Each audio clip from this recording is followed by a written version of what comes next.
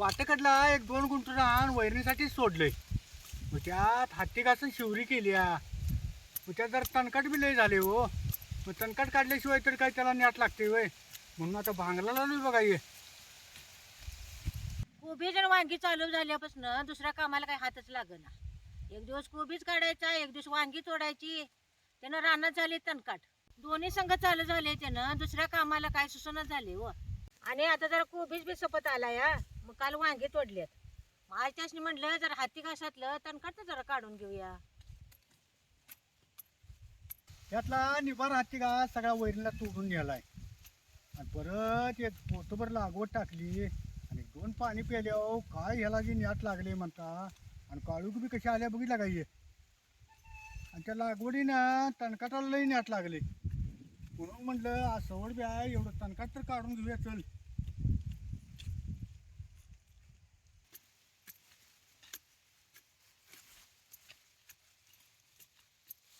असं बी पडायच्या आधी जरा भांगलून घ्यायचंच, म्हणजे याचं बी पडत नाही. मग सकाळी न्याहारी बी करून आलो नाही. त्यानं आता भुका लागल्या की ग. अव सकाळी भात आणि भाकरी करून आले. मग एवढं भांगलून म्हटलं जरा मागणच कालवण करायचं. वर तुम्हाला भुका लागल्या त्या एवढी राहिलेली पाच शेवटून मग कालवण करतेस हो. मग आवर लवकर. आता किती जरदार राहिले तेवढं काढूया.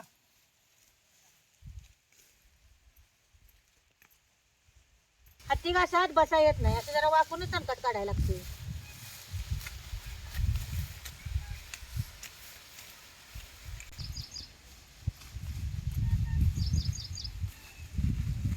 आता भात लागले त्याची जरा कालवण करतो. भुका लागले त्या.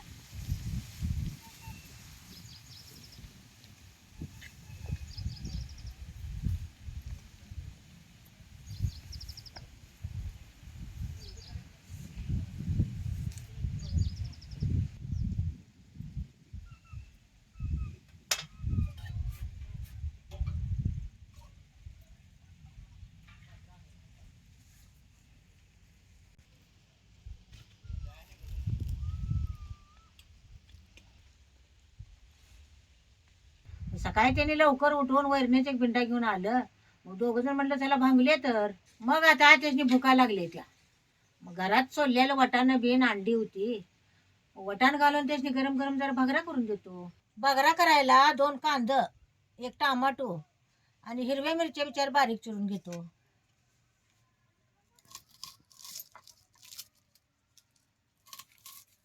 भगऱ्याला कांदा जास्त घातल्याशिवाय बी भगरा खायला चांगला लागत नाही. म्हणून जरा कांदा जास्तच घालायचा. जनावर पाळायची म्हटलं की स्वतःची घरची वैरण पाहिजेच. आणि उसाचं वाढ काय हो, कारखान चालू आहे तोवर वाढ. आणि कारखानं बंद पडल्यावर कुठलं वाढ आणायचं. मग ही हत्ती घास कुठं शिवरी ह्यावर चालवायला लागते. म्हणून ह्यालाच जपाय पाहिजे हो. म्हणून जरा भांगलं डोंगलं तणकाट काढल्याशिवाय बी ह्याला नॅट लागत नाही. नाहीतर मग तणकाटच नाही ह्यातलं लागवड खाते. आणि इकडची वैरणं आणली की ते टोकडीच की ती काही जनावरांनी पुरत्या. इकडची ती इकडचीच. घरच्या वैरणीला मोजमाप नसते हो. पिंडीभर जास्त घातली तर बी चालतंय.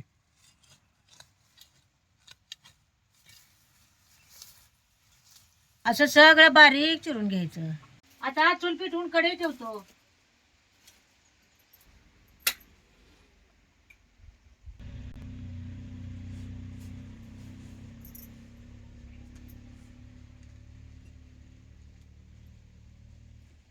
कढई तापल्या ह्याच्यात जरा तेल वतो. आणि तेल चांगलं तापल्याशिवाय ह्याच्यात जिरं घालायचं नाही. आता ह्याच्यात 1 चमचा जिरं घालायचं. आणि बारीक चिरलेला कांदा बी घालायचा.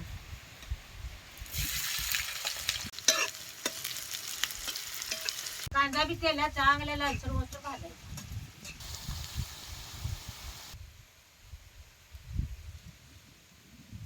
आता कांदा भाजत आला, ह्याच्यात आता हिरवा वाटाणा घालतो. हे सगळं घालायचं नाही, ह्याच्यात निमच घालतो.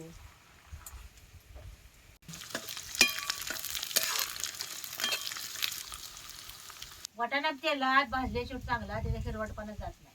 नाहीतर खाताना मग जरा कसकस तसाच लागतो. वाटाणा जसा भाजेल तसा ह्याचा कलर कसा बदलायला लागला बघा. आणि आता बारीक चिरलेला टमाटर ह्यात घालतो. आणि हिरवी मिरची घालायची.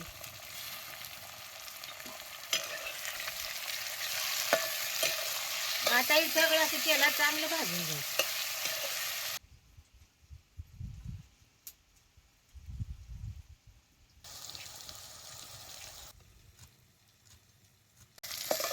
आता हे सगळं तेलात कसं चांगलं भाजले बघायचं. आता याच्यात 1 चमचा हळद बी घालायची, 1 चमचा धनी पावडर घालतो, 1 चमचा जिरं पावडर बी घालायची, पहिले चटणी घालतो.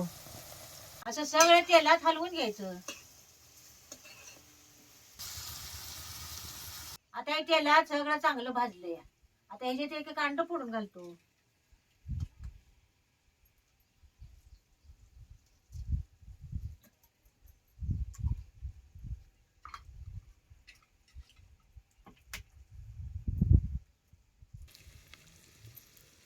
आता हे उलट्यानं चांगलं फिटून घ्यायचं.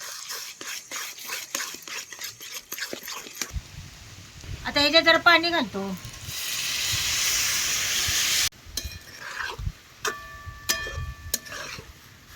आता ह्याच्यात जरा मीठ टाकतो आणि वरनं ह्याच्यावर जरा कोथिंबीर बी घालायची.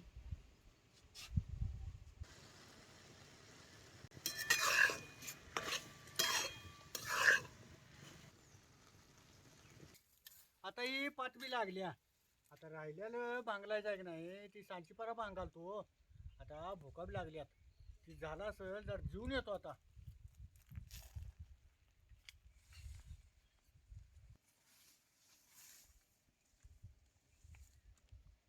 लागली का होती पाच?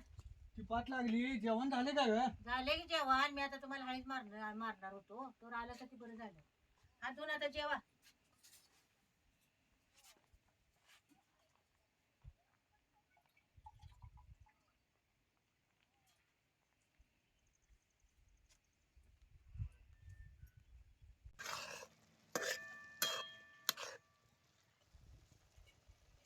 वल्ल वाटाणा गाठलेला अंड्याचा बगरा खायला तयार झाला.